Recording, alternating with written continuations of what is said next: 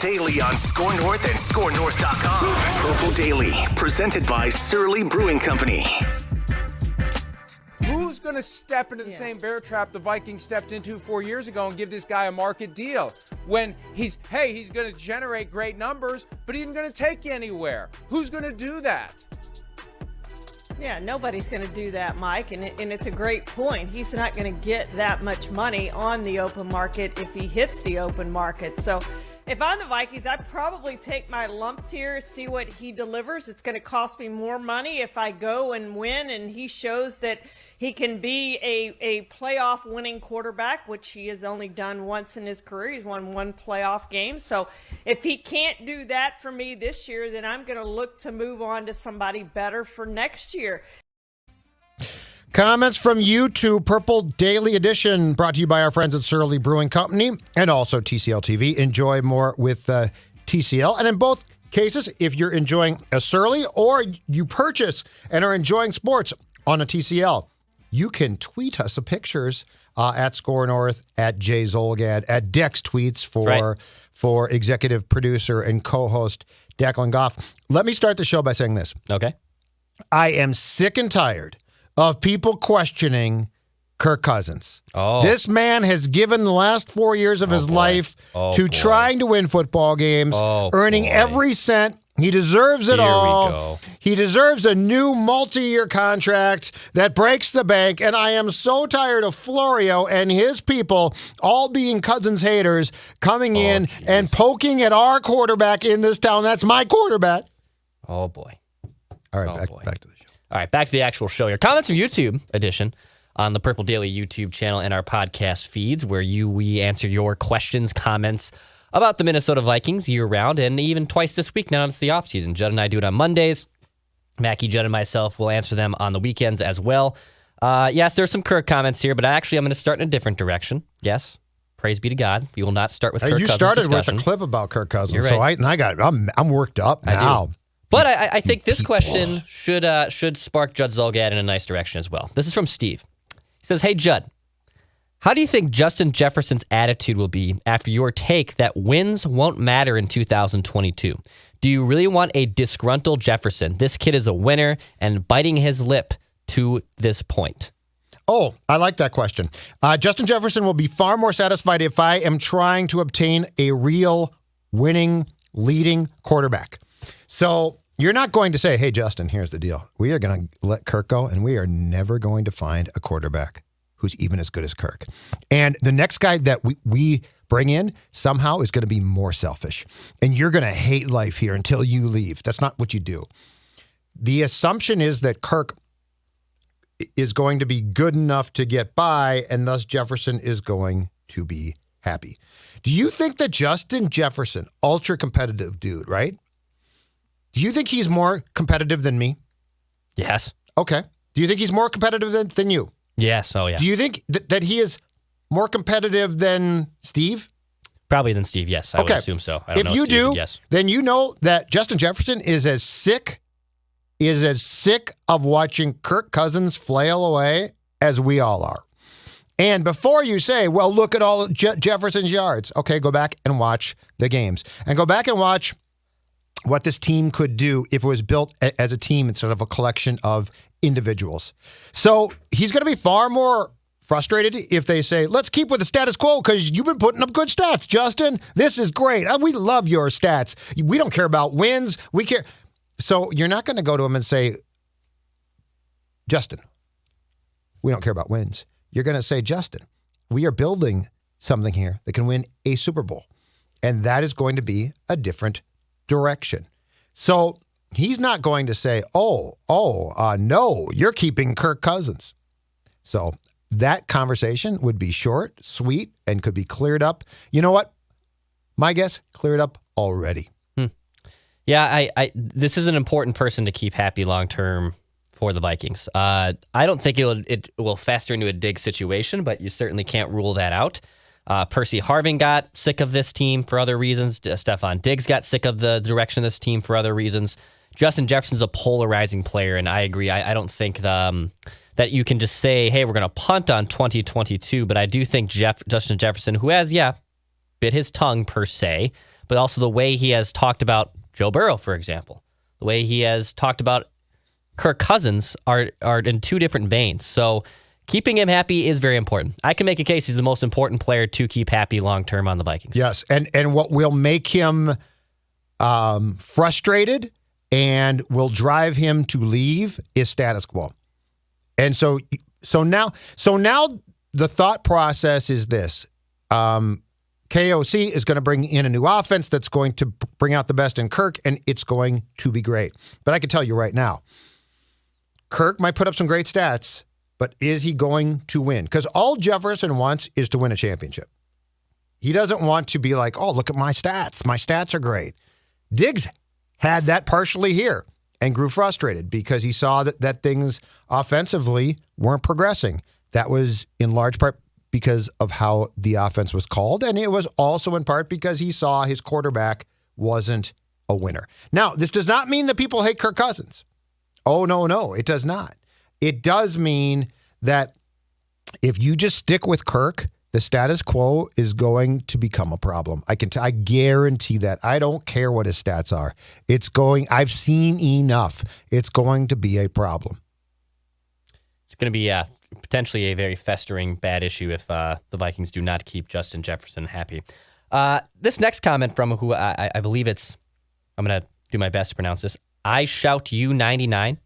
Why are people giving this team, which they shouldn't have, a free pass to fail next season? If the expectation for this team is to fail again next season, what would it even look like? Would it be due to poor coaching or unskilled players? Let's pregame the blame game from I Shout You 99. The depth of your franchise is not good right now. It's not good. You've got some very good players, but a few good players do not make a successful team. What makes a successful team is being good in, don't forget, 3 phases of football: offense, defense, special teams. Zimmer said this, and it was a moment of truth, and it's a reflection of a huge problem.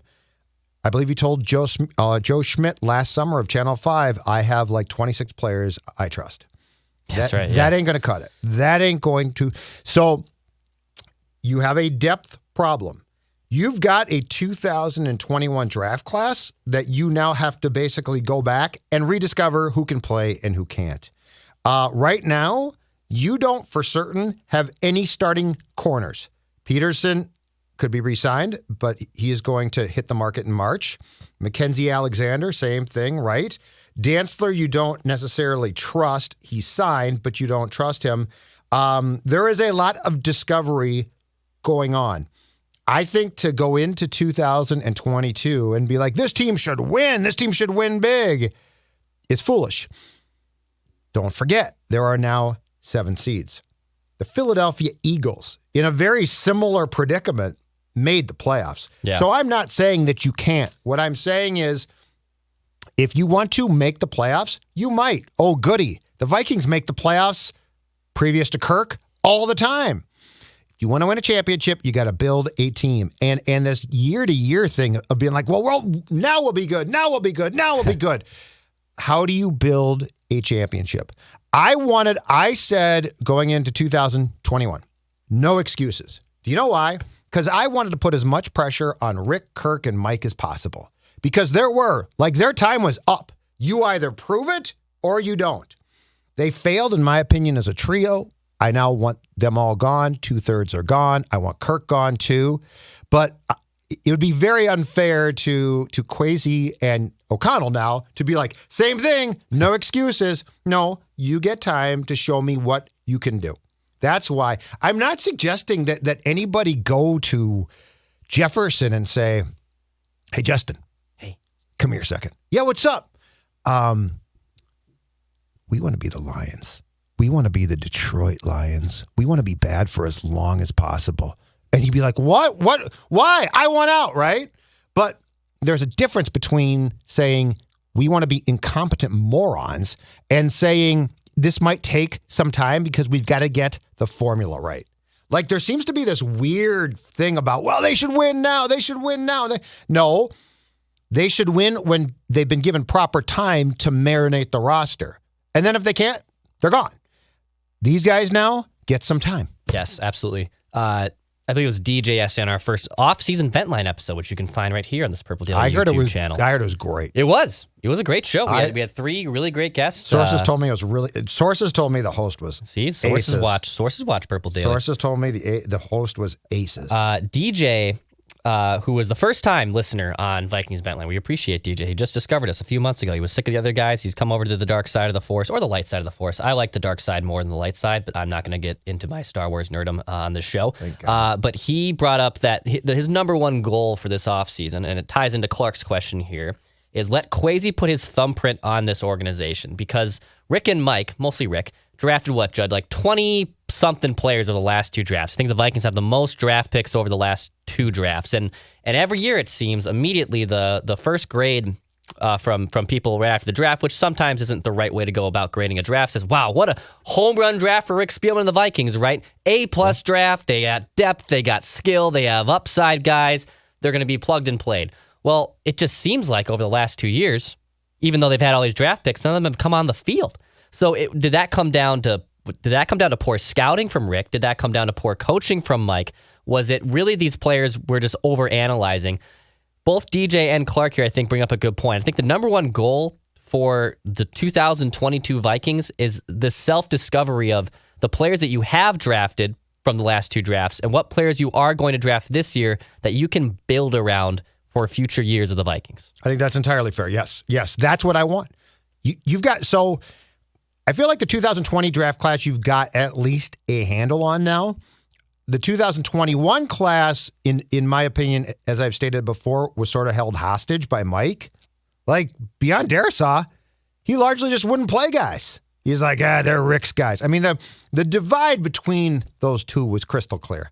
So, yes, I think Kwesi and O'Connell need to be given time to ascertain what they have now. I think that's totally fair. I think that's right. It's why I keep saying it's not like I am suggesting that this team go 1-16 now. I am suggesting that we all need to back off and understand, if you're going to throw out buzzwords, and sports loves this now, right? We're collaborating.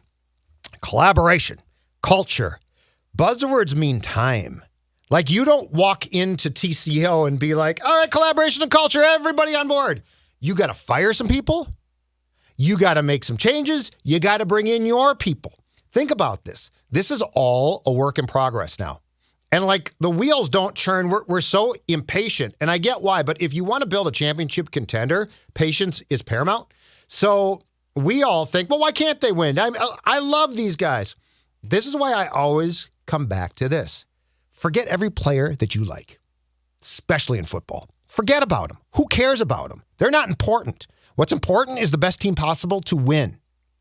And I get it. Fans love certain players. Totally get that. But you got to stop that. Mm-hmm. Unless you don't care. Like if you want to say, I am an Adam Thielen fan. I got his jersey. It's a Vikings one, but if he goes and plays for the Patriots, I'm buying that one. You know what? Cool. That is your prerogative, and that's awesome. You are then a fan of said player. But if you're a fan of the team, attaching yourself to people, don't look at them as people. They're players. They're players. And look, if they do great stuff outside, like if they go to see kids or build wings onto hospitals, that's awesome and that's good. It's totally separate, though, of winning a championship. Now, perhaps that person being a good person helps in the locker room. But Dex, we have seen very community-oriented players in more sports than one who don't help there. Like they help kids, and that's awesome. But in the locker room, they don't help at all. In fact, they can cause problems. Yeah. So we need to drop this whole thing of, well, I love this guy, and I get it. And kids, you know what? If you're an adult and you're a fan of the Vikings, divorce yourself from every player if it has anything to do with the past, because that doesn't ensure future success. Unfortunately, guess what? 8 years or so from now, or if that, but let's say 8. Justin Jefferson, completely expendable. And at some point in time, if he says, I'm getting long in the tooth, and it's been great here, time for a new contract, you're going to have to say, no, sorry, dude. The Raiders are great for you. Like, that's how you get success in sports. Cold-hearted, calculated decisions made on personnel, and let O'Connell, let him take care of the room, right? Hey, you guys got problems? Come to KOC. Kwesi? You got to draw lines, man. Speaking of being cold-hearted and calculated, well, mostly cold cans. What are some of the cold things that you like to sip on over the weekend? I saw what you were sipping. I was with you on Saturday. You with were our with Purple me on Daily Saturday. listeners. In fact, I got some notes here on that. Yes, Notes. exactly. Surly Brewing Hall. No, I just want to talk Sources? about what we did. No, I want to talk about the fun that, and full disclosure, Mackie Judd. Well, Phil moved to Seattle, but Mackie Judd and Declan, different ages. Yes, we don't really hang. we really don't. I mean, I think we get along really well. And that's not odd because we don't want to hang necessarily. I don't want to hang. Judd doesn't, but that's Phil's in Seattle. Yeah. But I mean, you're a young guy. You're out doing things Yeah. I was at your age. Yeah. And like, I'm 52. So we don't really hang. So it's not like, hey, we get together on weekends and we hit the bars and talk some sports. We work well together, but we have separate lives. Not on Saturday, though. Surly Brewing Hall, we entertained, was it 7? it was about a dozen, Judd. Okay, a dozen. Judd doesn't know people are counting. I don't really count people. Okay. We entertained a couple tables full of viewers and listeners. We got a tour from our friends Dave and Ben of I learned so the Brew much. Hall, which I didn't know a ton I about know. that place. I mean, there was like behind the scenes at Surly. Oh my God, tons of stuff, and had a great time. And I believe that during the course of the evening, I had a couple of Furiouses. Hell, I definitely had a I had Hell. a Furious. I had a Time Warp. I had a Rosé. The Rosé at the Brew Hall is delicious. I don't even like wine. Dawn likes that too. Yep. Yeah, there's plenty of options. Dawn likes that too. And so here's the point though. So yes, you know what? Go to the store and buy Furious and Surly Brewing Hell. All those things, I've been talking about this for a long time, are great. But the Brew Hall is great. The Brew Hall has more beers, a great variety of beers, fantastic. And if this sounds like fun, and you're like, damn, I wish I could have hung with Mackie and Judd and Declan. Got news for you. There's news coming up very shortly, I believe, about an event at the Brew Hall that's going to be great fun and is going to be a come one, come all event.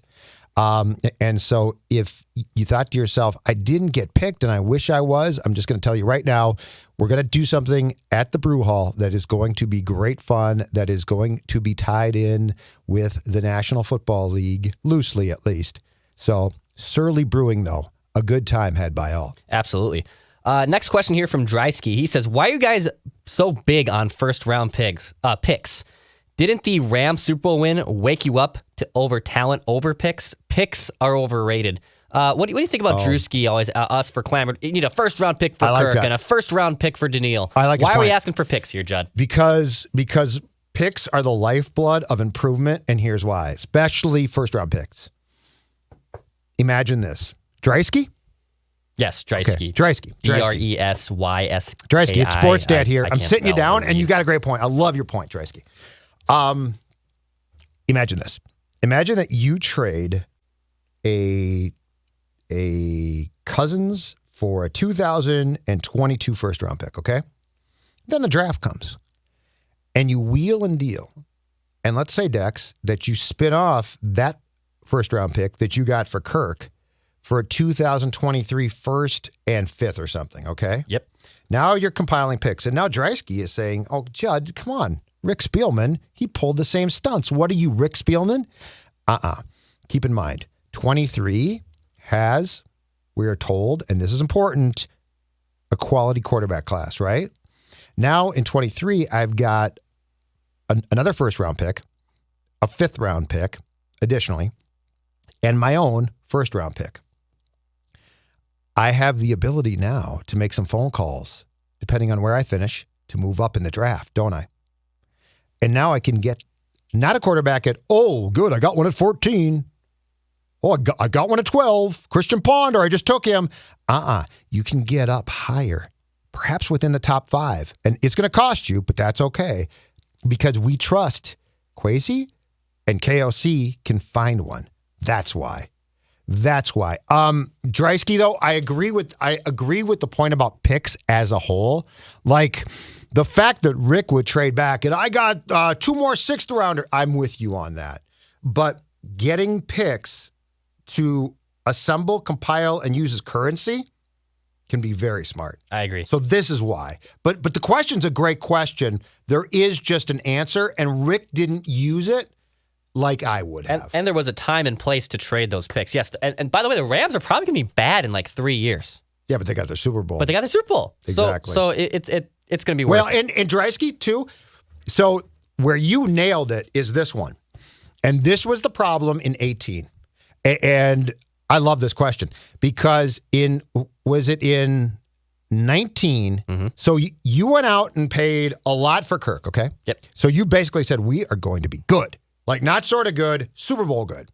Now you fell miserably short in 18. You didn't make the playoffs. But if I'm not mistaken, in 19, Jalen Ramsey demanded out of Jacksonville. And Collar and I both said at that time, get him. Get him. You need to make a run. Jalen Ramsey would give you what you need defensively. And, of course, the response is, well, you can't give up those picks. You leverage those picks with what makes sense. If you think that you're on the cusp of a Super Bowl, Dex, guess what you do? You trade those picks. If you're what the Vikings are going to be now, you stockpile picks, you trade veterans to get picks, to then trade those picks to move up in drafts. So the 2019 Vikings, for lack of a better term, largely pissed down their pant leg on what they should have done. Yeah. Which was once you got Kirk, you are in the deep end of that pool. So at that point, the question becomes, what can I do to do what the Rams did? And the Vikings were like, oh, no, we're still drafting pretty well, aren't we? No, you're not. You drafted Jeff Gladney in the first round in 2020. Mm-hmm. You were idiots. A couple pieces of reckless. I'm worked up. Speculation. This show's got me worked up. I love comments.